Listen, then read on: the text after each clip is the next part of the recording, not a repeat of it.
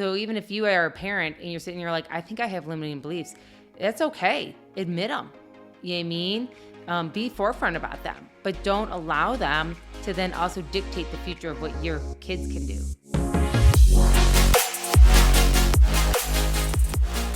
Hello, everyone. We are Greg and Jacquie Francis, and welcome to High Performance Parenting, where our passionate goal is to encourage you to raise champion children in a crazy world. Every week, we will bring you multiple episodes from our extensive experience of raising our six happy, healthy, successful, godly kids who are confidently equipped to win big in life. We deeply believe that any parent who is provided with the right knowledge and continual support can raise amazing kids. And when they do, all of our futures get better. If raising up future generations of absolute champions matters to you as much as it does to us, here's how you can contribute.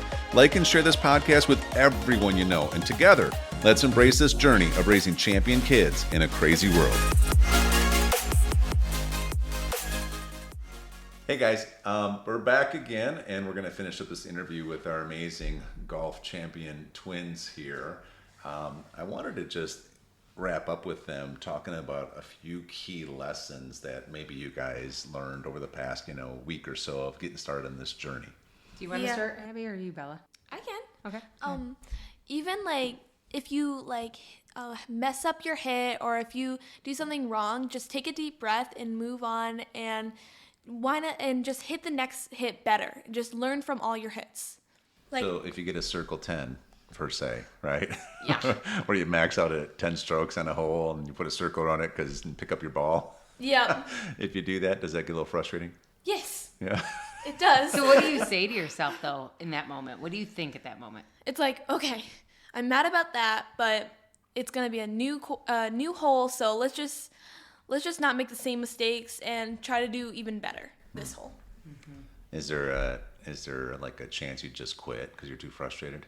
No, I don't want to quit at all. I just want to improve from my mistakes and just keep learning and growing and changing and getting better. Because we're not quitters, are we? Right. We don't do that. So even if you get embarrassed, right? Do you think somebody else probably have done it before you? For sure. Do you think somebody else might have been thinking the same thing you have? Mm-hmm. Or do you think somebody along the way has probably thought to themselves, oh gosh, what if the next one's the same as this one? Yeah. Right. So if other people have overcome it, do you think you can? Yes. Yeah. Because what you are? You're a winner. Mm-hmm. Right? And it's not about winning and losing. It's about winning and learning. Right? So what are some things that you guys maybe do sometimes to get your mind to change? Like you get frustrated about something. How do you figure out a way to change your emotional state? Well, one thing that I need to do is you gotta take a breath. It's a new hole. Just think about what you've always been taught. Do you put your eyebrows up like that? Sometimes maybe. But you gotta think about it's a new hole. What have I always been taught of how to do this? What is the one thing I need to remember? You pretty much need to just remember one thing for each stroke. You can't think about a million things at a time. Mm-hmm. You just gotta remember one stroke at a time. One stroke at a time. And in Philippians 4:13, it says, I can do all things through Christ who strengthens me. So you can do it all. That even includes hitting a golf ball straight. Yeah, exactly. Sometimes it doesn't feel like it. No. But you actually can. And Abs, one of the things is too, even just outside of golf, you know what I mean? If you think about your mindset when you're doing anything that you care about, right? You can do all things, right? It's just a mental decision. Yep, it is. Right. God's no respecter of person. So it's not like he created somebody else to be able to achieve something great that you couldn't achieve something great at. Yep, God chose you. So there's a number of things just for all you guys in here, because Abbie and Bella are in here, so is Drews and Ellie and Chrissy right now. Hunter's taking a nap. So they're all learning and listening while we're doing this, which is pretty fun. But, you can control your emotions by controlling your physiology, which is a really good, emotional hack, if you will. In other words, let's say you're just really down. You had a couple bad holes. It's a big tournament. You wanted to do better.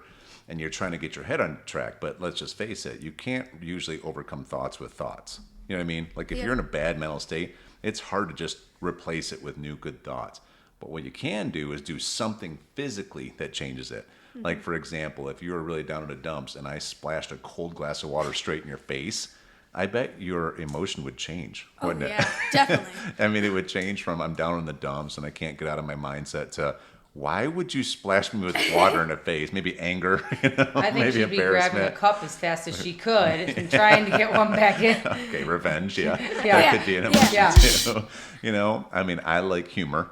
Yeah. Humor always helps me snap out of bad moods. In fact, did you guys know, do you have any idea why don't the other farm animals like playing basketball with pigs? Do you guys know why? Why? Because they're ball hogs.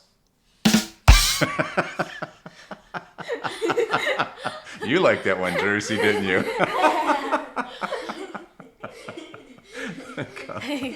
Come on, back on track. Wait. What do rabbits need after getting caught in the rain?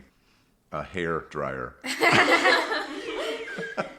I think today Greg brought in extra people to laugh at his jokes because he can tell that they're not going over well with me. So it's fine. too. But I think one of the things too, Abbie, that you just said that is important is making sure that, you do it, stroke by stroke or, opportunity by opportunity. Mm-hmm.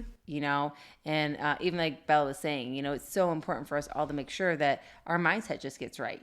And when our mindset is in a pure state, then we're able to think clearly, and I was talking about it in the last podcast, but one of the things I want to say, and it's so powerful because it was so we were reminded of it the other day, was that we were at church with our pastor Colin, who was speaking all about really having a full life. And he was discussing how sometimes our past that we've made maybe a mistake in, or we didn't make a team, or, almost like opportunities where we failed, I should say, happened to us. He was talking about a situation where he didn't make a soccer team and he really wanted to. And then he never really dealt with it. And then later in life, he was 12 years old and he was trying out for a high level soccer club. He was really good, thought it would work out. And then he had, at the very end, the very last day, another kid that was competing for a spot. He beat him out. And he went from, it was interesting because he said, I didn't have a Michael Jordan story. I didn't have I got cut from my freshman basketball team. So next year I came back, with just this anger and this vision or this vigor to actually do what I needed to do in order to become the greatest ever. He said, I had the exact opposite. He said, I went, instead of using it as fuel to make me go better, I actually sat in the thoughts of thinking I'm not good enough and I'm not worthy and I can't actually accomplish this. And so it pretty much almost ended his soccer career of a high level because of that. right. And what's funny is that I can totally relate to this story. As he was saying it, I remember literally trying out for my high school fast pitch softball team. And I had been playing for however many years and doing, in my opinion, pretty well. And according to the coaches that I had at the time, pretty well. And then I didn't make my freshman year team. And I remember going home, and again, instead of it fueling me, it actually just frustrated me. And I allowed it to start defining that I wasn't that good at maybe sports, or I shouldn't play at that level. I couldn't do that. So I totally related to his story, like so on point. And what was interesting is just like he said he had to deal with it. Eventually he did. Eventually he had to deal with it through his own children, even because his children were trying out for his son was trying out for a high level soccer team. And you fast forward to the whole thing where, again, he didn't want his child not to succeed. No parent does ever not want their child to succeed. And here he was sitting on the sidelines when Josiah did make the team. That was kind of hard at the time, but his performance on the field was not doing very well. Yeah, he said he was talking about how he, Josiah was out there and is really on a solid team, and he's working hard, and he's just having like a really bad first half of soccer, right? Just like the really bad, and as he's watching his son, and the coaches were just all over him, just like riding him about how bad he was doing. And he said even during halftime, you're not supposed to go talk to your parents, but he did. He walked over to his dad, and Josiah had big, tears in his eyes, and was just like, Dad, I don't know if I'm supposed to be here. I don't know if I'm cut out for this. I don't know if I'm good enough for this. And it was so powerful at that moment because his dad at that time said a powerful quote for their family that we live by also. Yeah, and he said, I just want you to go out there for the next half. I want you to give it everything you got. I don't care how the results go, because your best is required. Your best is enough, but your best is required, right? And that's one of our family philosophies, that you go out there and you give it everything you got, because you can control that action. He said, so he takes him out there and he said, you'd think the story got better, but actually he played way worse the second half, like way worse. He said, it's probably like the worst I've ever seen him play in his entire life. You know? Well, and then you just say this whole thing that it's like, as parents, right? We think, okay, well, when we go home, we'll get this on track. The next game, we got this. You know what I mean? We'll correct a couple things. We'll have some pep talks. You'll be back out there in no time. And unfortunately, what happened is, again, they were praying about it. They were coaching, they were helping, and his next game was even worse than the first game. Yeah. And it was just becoming a point where literally him as a dad. Coaches are all over him. Coaches are riding him. Felt like they were completely singling him out, just wearing him out. And for himself, he was just sitting there really questioning himself. Yeah. Pastor Colin was like, maybe I'm pushing him too hard myself. Maybe I have him in a league that we're not ready for. And I can just relate to that as a parent. Maybe you can sit here and think about it yourself. How many times we maybe push our kids in ways that at the time we feel like it's a healthy push, and it doesn't have to be just in sports. It could be in anything. It could be in academics, it could be in friendships. It could be in, whatever it may be. We're kind of pushing them because we want them to be able to enjoy some of the benefits that maybe we didn't, and not just in the sporting arena, but just in life, to live their full life and not feel like they have ever been held back from that. And so I can even picture myself sometimes pushing the kids and doing stuff like I so badly want them to achieve at the next level, because I understand that, if they did, they'll feel better about it versus worse about it. Yeah. And it was so neat how he even said that he came to his friend at church and said, I think I need some prayer, because I really feel like I might be doing something wrong here, because I am so upset. I'm so frustrated. Question himself. Think I'm being a bad dad. Question as a parent and everything. And sure enough, his friend prayed over him and got in the spirit with him and discussed it with him. And my gosh, not that the next game was perfect. But this is important. He said his friend, who was really got into prayer, not just dear God, please help my son win a game. It wasn't like that. It was like a pressed in, okay, God, we need to hear from you, Holy Spirit kind of moment. And his really good friend said, well, first of all, what I feel God is telling me to tell you is that you're not a bad dad. He said, second of all, you're supposed to stick this out, because the reason they're hard on your son is because he's so good. And he was just like, whoa, because he couldn't even see that, because he's living this through his own experience of 12 years old and convincing himself that he wasn't good enough. So now he's afraid that his son maybe isn't good enough also. But that gave him enough fuel. He admitted, he's like, it didn't give me fuel to go forever, but it gave me fuel to go back one more game. So when he goes out to this very last game, then the coach came in. They have kind of a rule, which is a good rule, to not talk to the coaches within 48 hours. But the coach actually came up to him and said, hey, listen, I know that we've been really hard on your son for a little while here, but it's simply because we think he's one of the best. We're pushing him because we want to bring the best out of him. So it was confirmation of the prayer. And then he was like, oh, thank God, right? Right. And with that, I just wanted to say what I think is so important with that specific situation is that had Pastor Colin not had a trustworthy, healthy person to come to that is also parenting on their own and had some, words straight from the Word of God on what to say and how to move forward with this, and didn't have a healthy person pouring into him like that he might have taken the advice from just anybody, right? Like, how many times are we like, oh my gosh, I read a book about parenting. They say don't over push. I think I should pull them. You know what I mean? Or my sister says I'm being too rough. I'm done. You know what I mean? Or, oh gosh, even my kids are like, why are you doing this, Mom or Dad? And he could have taken advice from other people and even himself at times when he wasn't thinking as clearly as he was after he went to a healthy person to help him hear directly from the Word. And I think that's the key to a lot of things on what we're even discussing sometimes in this podcast, is that we all need healthy mentors in our life to walk through this journey of parenthood with us. Well, and it comes back to what we've discussed before about everybody needs vulnerability. Yes. But you never get vulnerable with someone who isn't healthy, because that's the direct formula for manipulation. When he got what he did, and I love that he said this, it really stuck with me. He said, when I went there and I went for prayer, and got with my friend and I went with prayer, and he said, you know what? I didn't do the weak Christian move where it's like, can I just pray over something I don't really want to describe? Right. Right. Can I just have, I don't feel ready, or I don't feel like I should voice this out loud, but can you just give me like general prayer?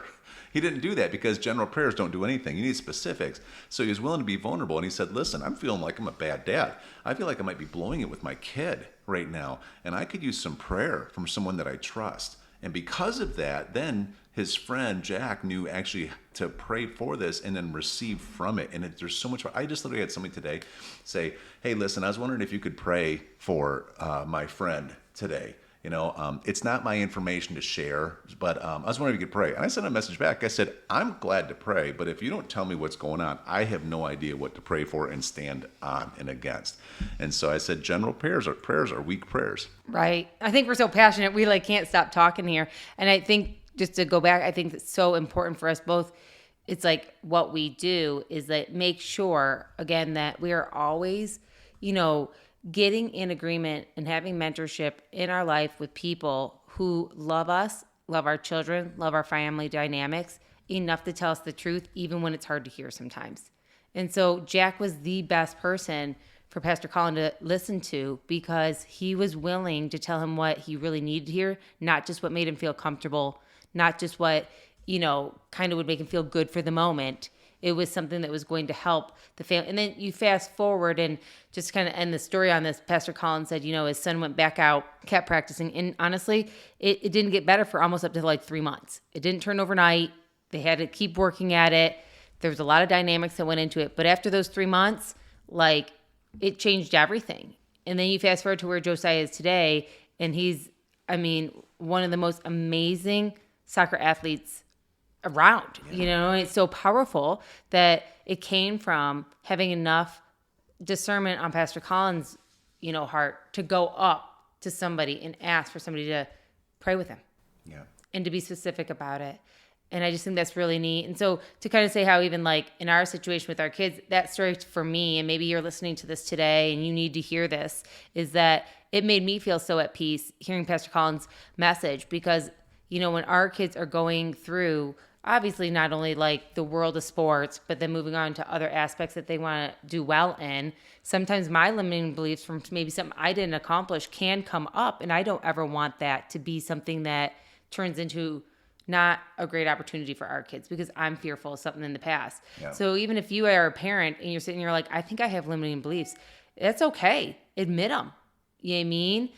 Be forefront about them, but don't allow them to then also dictate the future of what your kids can do because you don't want them to deal with your past of what you haven't dealt with. Because if you don't face your stuff ever, then it's going to get passed on. 100%. You know, and it takes work and it takes effort. And honestly, there's only one way through it. And for us, we know that's Jesus. Right.